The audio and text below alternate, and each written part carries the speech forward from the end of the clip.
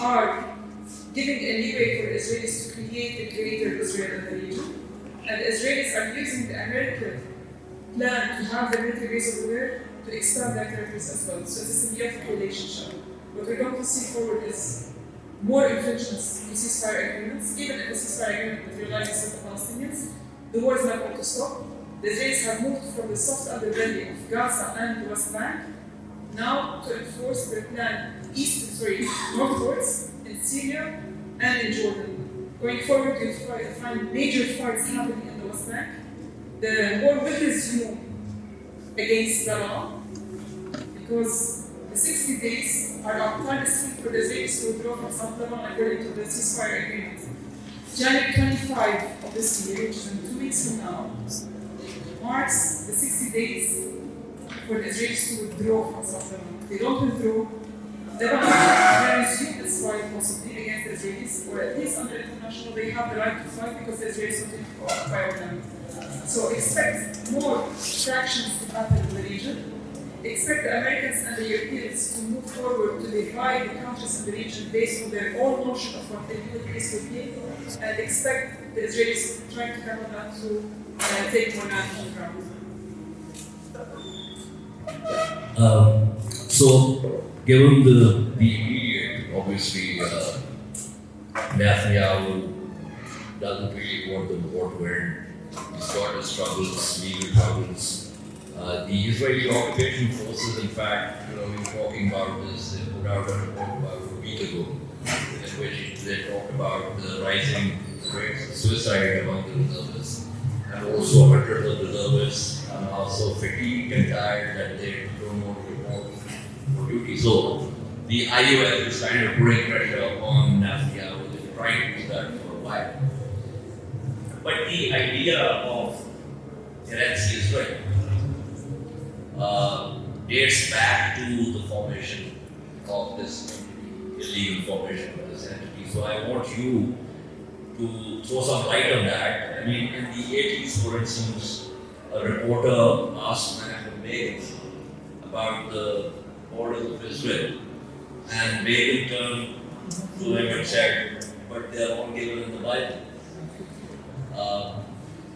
We saw the same kind of thing. It's been reported by Israeli historians like Ilan Pape and Benny Morrison and others about how Ben Gurion and Chaim Weizmann were into this entire idea of, expelling the Palestinians, the first Nakba that we talk about, and to create more space and land for the Israeli entity. So there has been this constant idea of occupation and then not going back and then creating settlements and all that. And recently we saw a number of IUF soldiers, they were using a patch on their uniforms with the map of the so-called Greater Israel, which included Jordan, parts of Syria, Lebanon, even parts of Saudi Arabia.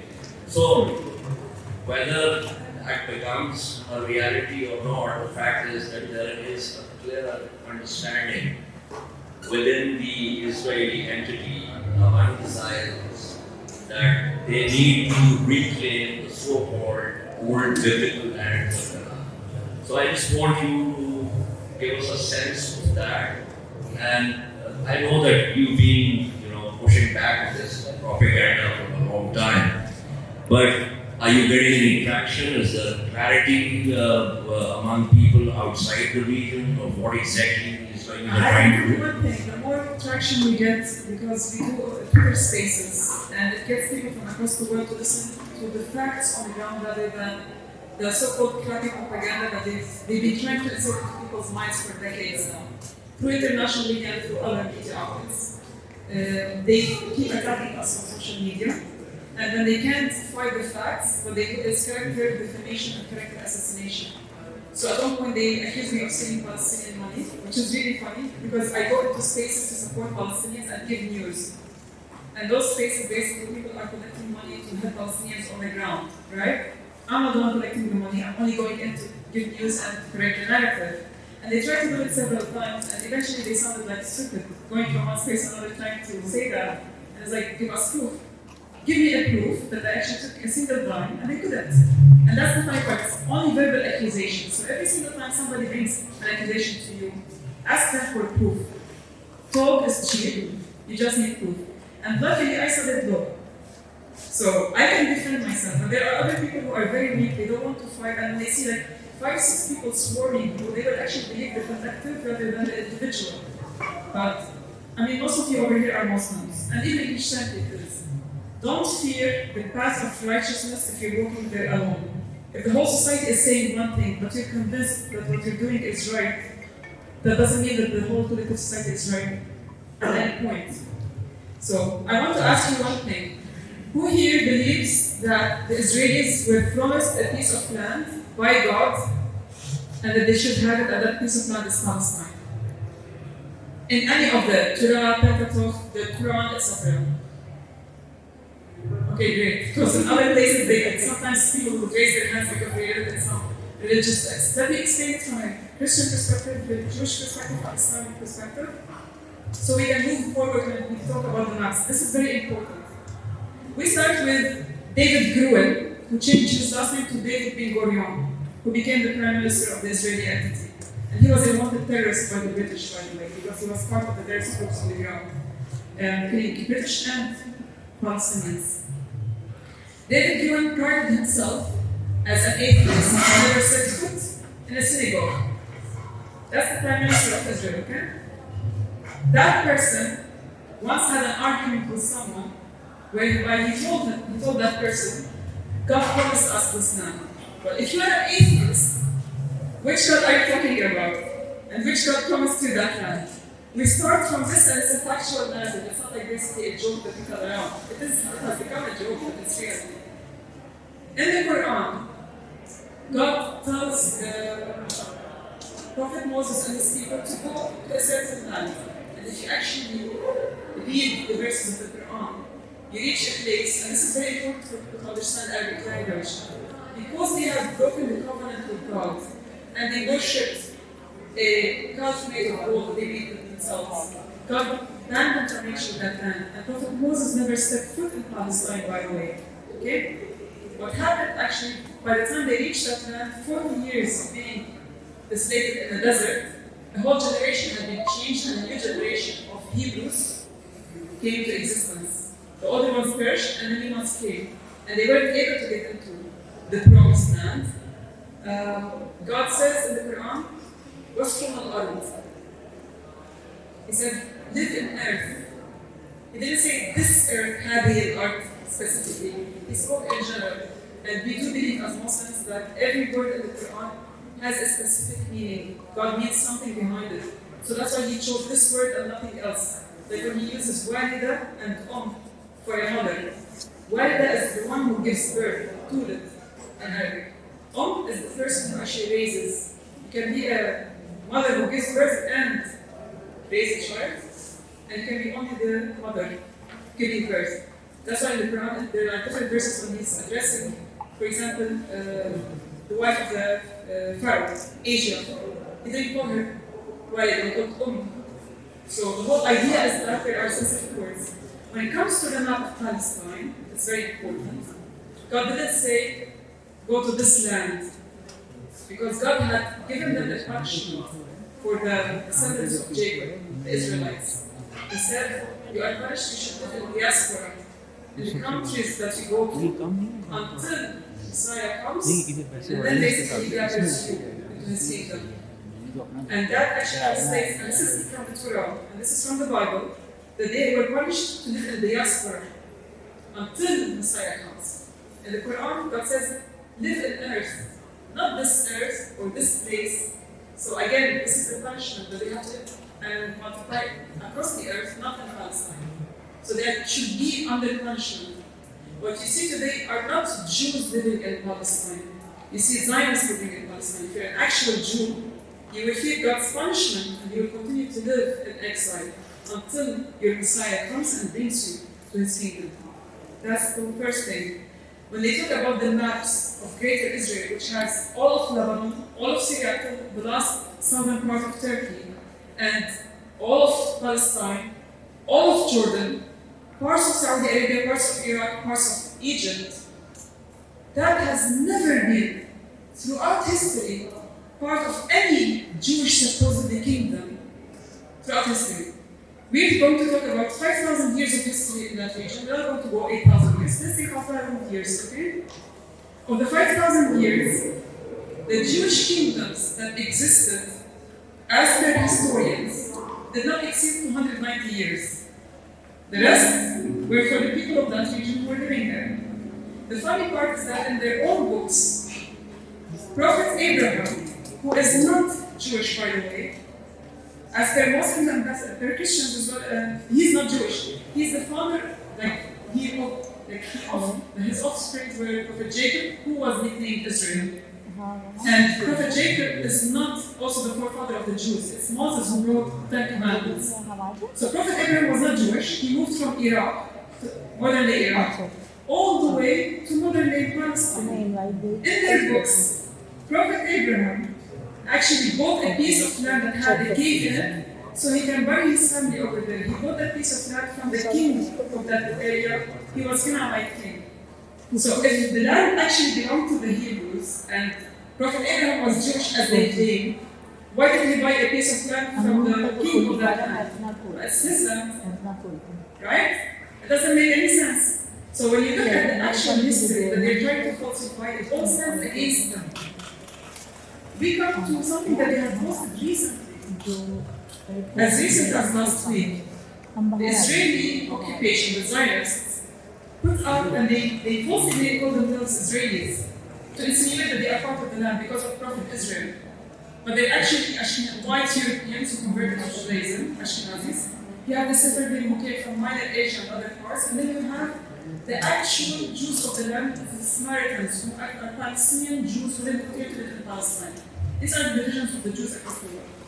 So they put out a falsified map that the Jewish kingdoms extended all the way to Sidon in Lebanon and Baalbek in Lebanon, which is 70 kilometers deep into the Lebanese territories, and into Syria and into Jordan.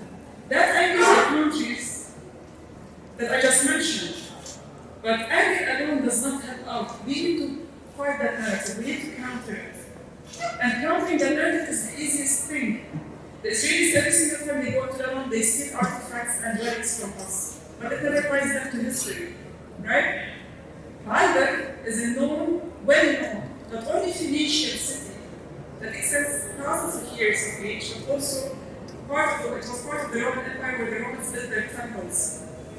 Nothing in that area insinuates Jewish culture or Old Hebrew culture. Not a single inscription. So for them to claim that this piece of land belonged to them and it was part of the kingdoms, we've done excavations for the past 100 years in Lebanon. There's nothing that proves that this part was Jewish or Israeli or whatever it is. And the other part I'm going to use, where to close it, I'm going to use their own words also against them. It's very important for you to read their books.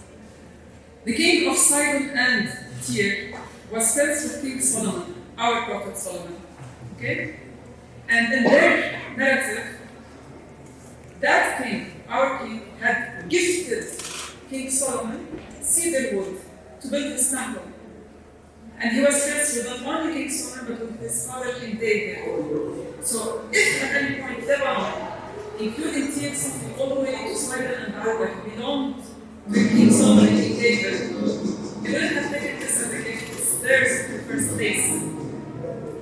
But there was a limit for the kingdom of Solomon that never exceeded Akka or Aker, because that's where the Lebanese or Phoenician force extended. So part of Palestine today is originally part of the Phoenician kingdoms, not the other way around. And the Jews or the Israelis didn't have any extension in Lebanon. They had some prophets living in South Lebanon, but that wasn't part of what you call their kingdoms. Thanks, Leila, for the historical trajectory. It's all given. I mean, if you look at the Book of Numbers, where basically God tells Moses to select 12 men. And the Book of Numbers actually gives the names of Caleb and Joshua. The Quranic verses in the Bible, they do not give them the names, but they basically repeats the story about this. But time to open it to the floor. I want as many questions as we have. We have about 30 minutes. So go ahead, introduce yourself and ask your question. ये उठाना तो मैं camera लेके जाऊँ. Yeah, my name is Hamza. My question might be on the religious side and might on the Prophet Muhammad told us that the greater Israel will happen. And although the Muslim leaders are doing no effort to fight this, and no individualist movement is being done by the common Muslims also since 1947. But even if significant efforts were being done, would we have been able to restrict Israel, although it would help the people directly suffering? Thank you.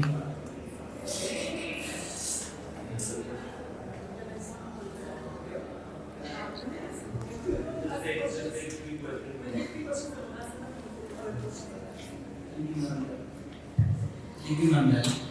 I have a question related to the devastation and catastrophe in the Middle East and in this war against Israel. And what is the genuine reason and dreadful reason behind Muslim hypocrisy?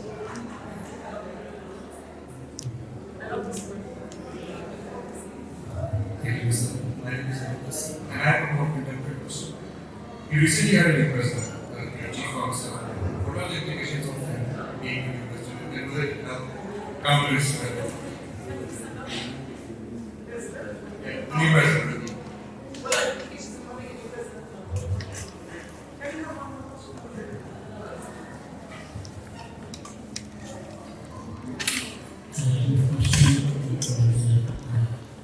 My question is that after the project of modernity in overall the world, we see that they create a word, then they give the word a meaning, and then they label that word where they want to fix that.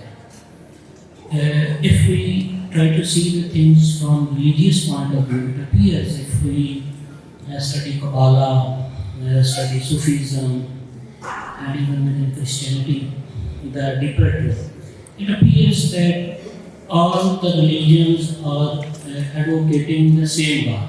For example, Abraham was basically the father of all the monotheistic religion, in which Jews, Christians, and Muslims. So it appears that religion is basically the target in modern world, and where it shows that religions are fighting against religion, they try to propagate it through media and things like that. But when the religion conjugate them against them, they create a deviance. For example, in your previous session you mentioned about Hezbollah. So Hezbollah fighting is generally thought as the fight against Iran, and then they come back with Saudi Arabia from religious point of view. So how can we basically tackle this issue on the basis of religious ground, because there are many people who follow brilliant wisdom in modern age. They advocate that Judaism, Islam, and Christianity all advocate the same truth at a deeper level with their own specialized experience within a particular religion. Can this theory or this point of view provide as a counter narrative towards against the greater Israel that we are basically advocating on the basis of Judaism?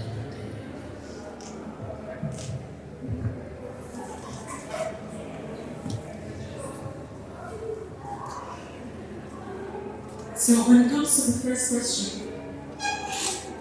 maybe because I studied Sharia for 4 years as part of my legal studies, there has never been a single hadith by the Prophet about the greater Israel or the Israeli reality. In fact, even what's being said in the Quran about the Israelis, Ban Israel, it's not about modern day Israel, and as I explained. is the descendants of the prophet Jacob, who was nicknamed Prophet Israel, and his 12 sons who started the 12 tribes. All the talks about them is in the past tense except in one verse, where تفسدن في الأرض مرتين, and you shall corrupt the earth twice. We do believe that they corrupted it the first time, about 2,000 years ago when they did it to Jesus, among other things. That I'm talking about Islam, right? And after that, it is believed that they will be the ones who are going to corrupt the earth. But it's not about the Israelis themselves, the Hebrews, not the modern day Israelis who come from across the world, and most of them have nothing to do with the original Hebrews. We're talking about the Zionists, and you can be non-Jewish Zionists, you can be a Christian Zionist, you can be a Muslim Zionist, by the way, supporting what's evil, supporting corruption, supporting the annihilation of other populations in the name of religion, which not a single religion, not even Islam, called for. The original Jewish faith, if you actually read it, it says forgiveness is best. It doesn't say kill every child, etc. That was added by the rabbis, because the Jews reached a certain position in their corrupt, political Jewishness, where they accepted the words of rabbis as the word of God. So whatever they added to their original text became the word of God. Whereas the original Jewish faith is so beautiful, it says forgiveness is best. But it was a materialistic,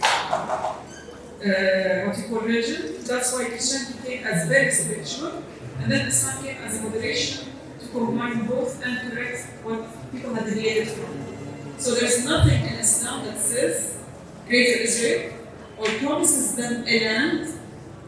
There's nothing in the Hadith or in the Quran, and the only thing that's spoken about for the future is that those people will corrupt the earth twice. And that's when you have the end of times narrative, among other things, and this is where people they differ about the narrative in Islam. So when it comes to the Israeli occupation and the Israeli entity of modern world, it's a politicized entity that's using religion and falsifying it for its own ends, and those who are supporting it are doing the same. Does that answer your question? I would like that. Yeah. There might not be specific reference of Israel in the Hadith now, but you can hide that it is somehow negated that it will happen and Israel is very clear. There's not a single place in the Quran or in the Hadith that speaks about that. You talking about certain traditions in eschatology, and times, but they're not proven. They're not proven by. So when I say Hadith, it's like there are lots of basically words that were said by the Prophet, and then you have scholars throughout the past 1400 years looking into those Hadith and saying this is weak, this is true, he said it, and this one he never said it because it also contradicts with the Quran, right?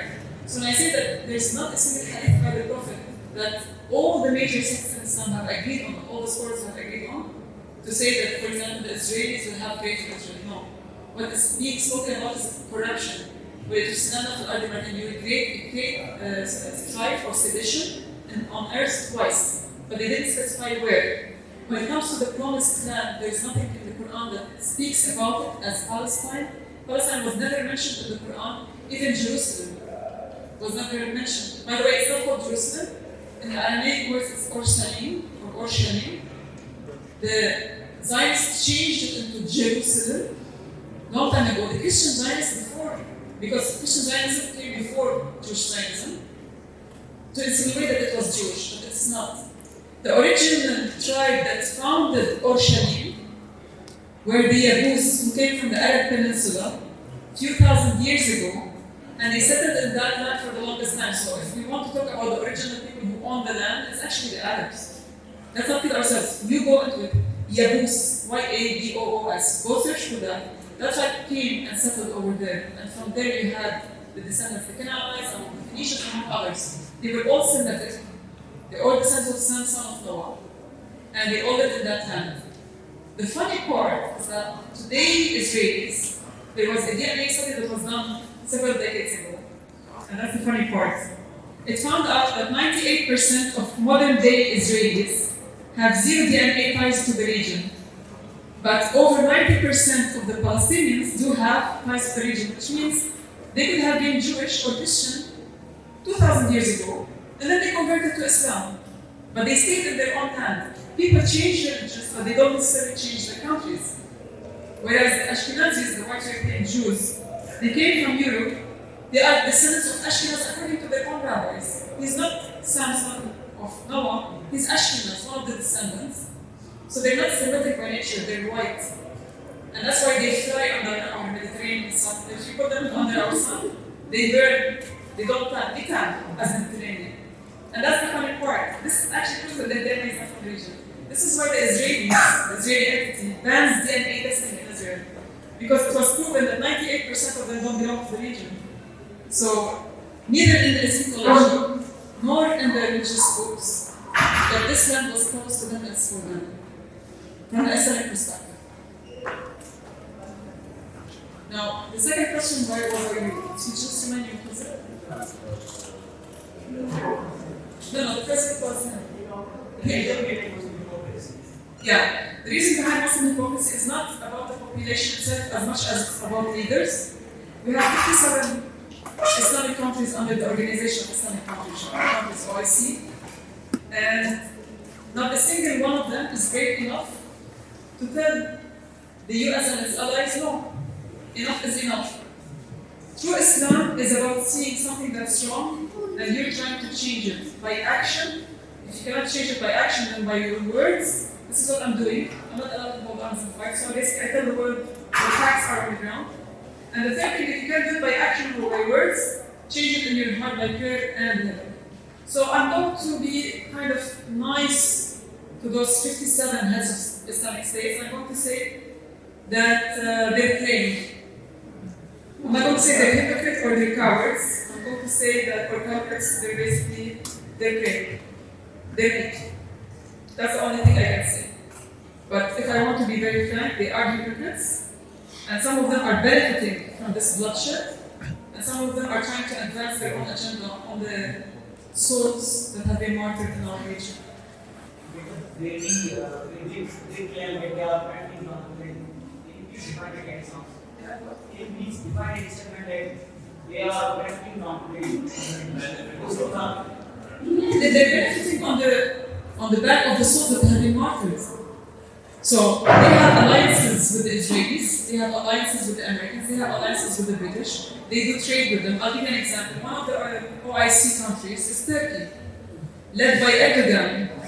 Erdogan supports the Muslim Brotherhood. They call themselves the Muslim Brotherhood, Islam. His wife is basically wearing the hijab, and he broke the norms with his wife when he first came into power. He keeps crying over Palestine, and he keeps sending perishables, among other goods, to the Israeli entity. His son Bilal actually runs the oil tankers that take energy from Turkey to the Israeli entity until today. That energy comes from Russia and Azerbaijan to Turkey, and then they are shipped by tankers from Turkey to the Israeli entity. If he cared 1 ounce about the Palestinians, he would cut off that oil, which represents 70% of the Israeli need of energy. He didn't do that. Why? Because 1, his family is benefiting financially. 2, his country now can tell the Israelis and the US, you owe us. He's advancing his own agenda, and he doesn't give a damn about Palestinians dying or not. I had the pleasure of actually facing him in 2013, early 2013, 2012-2013, in Sharjah, where I was a reporter in the United Arab Emirates. I was with the Wall Street Journal and Dow Jones Newswires at the time. And a month before he came to Sharjah to attend the government summit, he had signed a military agreement with the Israelis to send them boots, among other things, military fatigue. Then he came to the Sharjah government summit. And the first thing he did on the podium was cry over Palestinians being killed by the Israelis, and we need to support Palestine. And I was sitting there like the 2 largest powers in the region and across the world supported him coming into power, which means if he wants to do something in the future, they will support it to succeed, so they can tell the people, look, you had the best choice. So I am optimistic on that matter, but not optimistic on the person, like on the internal matter when it comes to all of them in the region. we are heading towards further wars because of the Israeli occupation. So long that you have an occupation, you will always have wars. You will always have somebody who will stand up and say, I don't want somebody to occupy my land, I want to fight them. And under international, they have the right to do so. Does that answer your question? Great. So the last one is basically politicizing religion. Not only the Zionists use Judaism for their own benefit and they change the narrative. They don't rely on the actual teachings of Judaism. Same thing goes for Muslims, same thing goes for Christians. When they become in power and they have an agenda to enforce, if they cannot convince the people, they will use religion to force it on them. Because if you go and say that, no, you're quite an infidel. But that's what religion says. You have to accept it as is. So the whole point is behind all of that, how we can counter it, is continue to control and rectify the narrative. If you know the truth, say it. Liberate people from the misconceptions they're receiving from these politicians and these media outlets. This is the only way that you can do it as an individual. On the collective, you have those people helping you out, and you will spread the good word. I think one thing needs to be cleared up. Leila has actually referred to it in passing. The Zionist entity and the Jews, Judaism as a religion, or the followers of Judaism, and the Zionists have to be differentiated. Leila mentioned Ben-Gurion was an atheist. So was the so-called father of modern Israel, Theodor Herzl. Herzl did not believe in Judaism. He probably never went to the synagogue, died of an STD in Vienna. A number of rabbis were opposed for religious reasons to create the entity of Israel, because they thought that, religiously speaking, theologically speaking, from a Judaism point of view, you cannot expedite the idea of the return of the Messiah. But then there were others, like Galishter and a couple of others, who came up with this novel exegesis that there is this where you can begin with the house of Joseph, which will then go to the house of David. I mean, I don't want to go into the details of that, but the point really is that this colonial, settler colonial, Israeli Zionist entity has no roots in Judaism, but they of course use Judaism or some of the sayings as markers to identify and to create a certain kind of Zionist nationalism. So, I mean, now of course the left in Israel is almost nothing is left of it. Most of it is the right or the ultra-orthodox or the ultra-right. But even the liberal progressives were Zionists.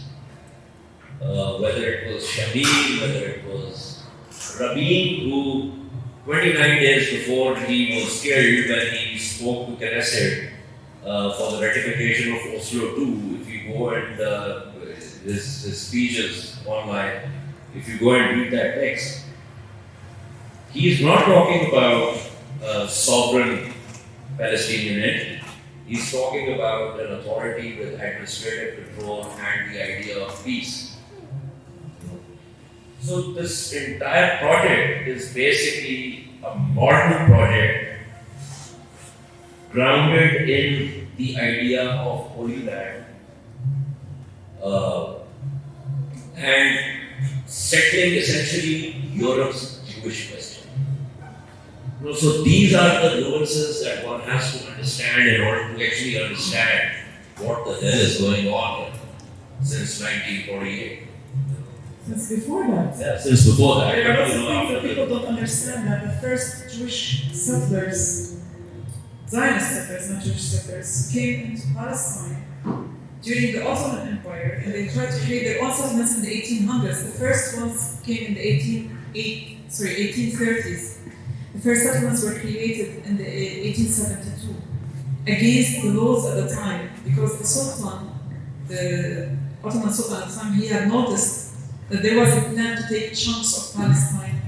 So what he did is that he issued a decree that the Jews coming from Europe have no right to settle and create their own settlements in Palestine, especially in Jerusalem.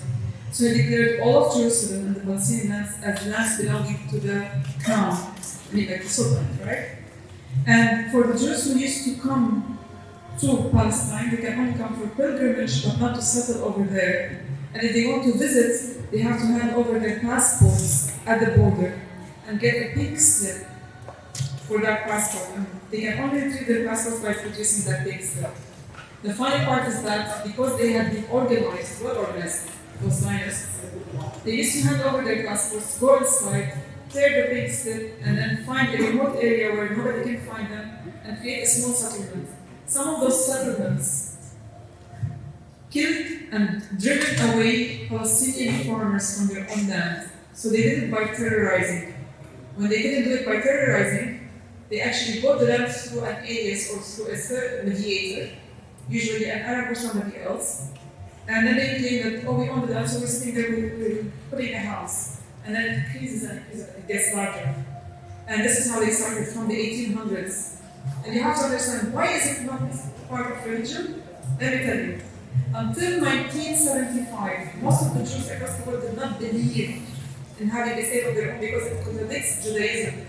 That's why there was a United Nations General Assembly decision that was made at the time that says Zionism is a form of racism and has nothing to do with Judaism. The United Nations abolished that in 1992 under US pressure because the Israelis refused to go to the Madrid negotiations or be part of it unless that decision is abolished. So the word Jewry, who were against the creation of the Israeli entity, back in the 70s they were strong, in the 1990s they had lost that. The restriction was abolished. Even Einstein was basically against the Jewish nation because it's against their own religion. Yeah, we have time only for one quick question. I'll answer your question.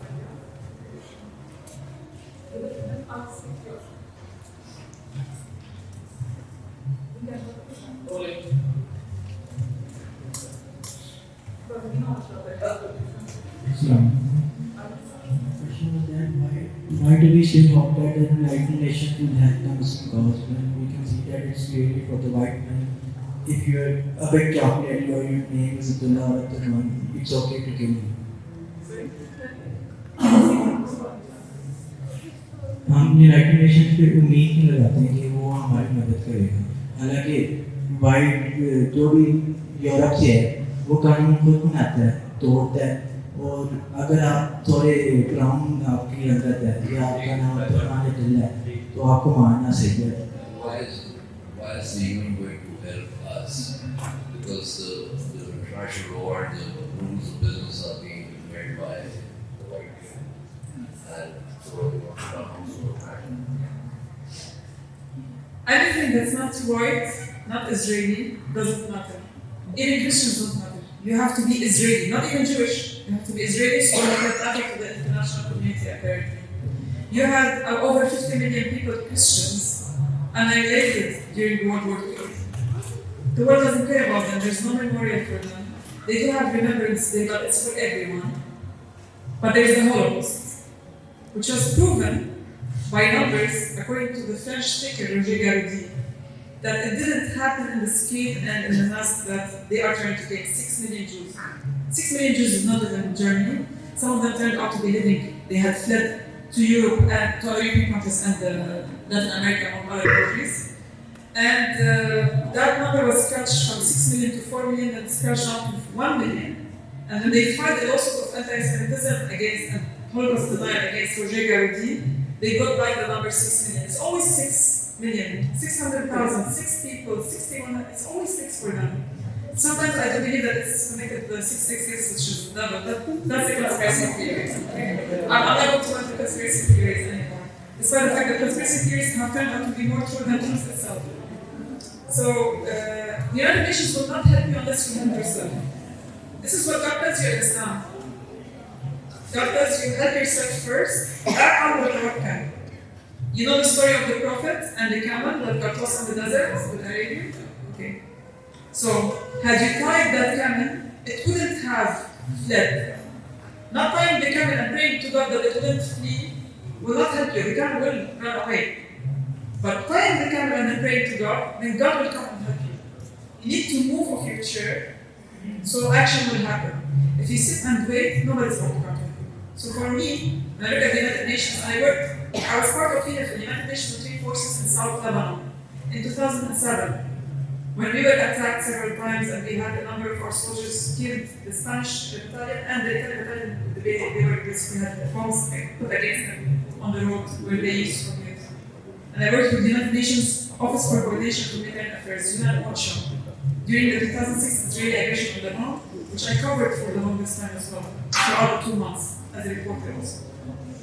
So the United Nations doesn't care politically, because it is shackled by the big power. You have 5 big nations who control all the decision making in the UN. It's like a bazaar over there. The only way for you as Islamic countries or Arab countries or whatever to do something is if you unite and you cut off resources or trade with these nations. So the Americans rely on Arab markets and Islamic markets. Imagine 57 states cutting off trade ties with the Americans and with the Europeans. What will happen? The moment you target their pockets, and I'm saying it as a macroeconomist, they will come and say, please. And I will say one last example to that because I witnessed it. 11 years ago, I was the only reporter who managed to find her way into the free trade agreement between the European Union and the GCC nations. On the level of ministers of foreign affairs, they were debating it. Catherine Ashton was leading the European bulk of states, and Prince Saud Faisal, before he had passed away, the longest-serving Saudi foreign minister, was the minister. And the 6 GCC nation ministers were sitting there listening to the Europeans, being so arrogant. We want you to implement human rights, you have human rights infringement. Otherwise, we will not sign this free trade agreement with you. And mind you, they've been discussing it for years. And every year the Europeans would come with a different condition on them. No, we will not sign it because you are doing this and that. You need to change. But guess what happened 11 years ago? The whole world was coming out or emerging out of a financial crisis. The Europeans didn't have the cash, and all the cash was in the GCC.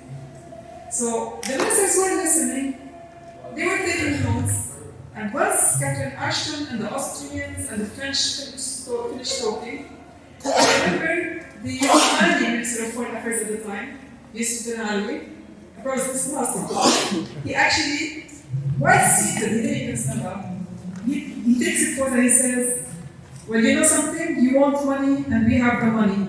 You have issues with human rights in Europe. You have issues with 1, 2, 3. We don't like what you're doing in this policy and that policy. If you need us, you need to change this and that, otherwise we are not going to sign this free trade agreement. We don't want it. In a single 1 minute, he annihilated 15 years of discussions that the Europeans had been dragging on. And I swear to God, I was sitting there and I looked at Catherine Ashton's face and she turned grey.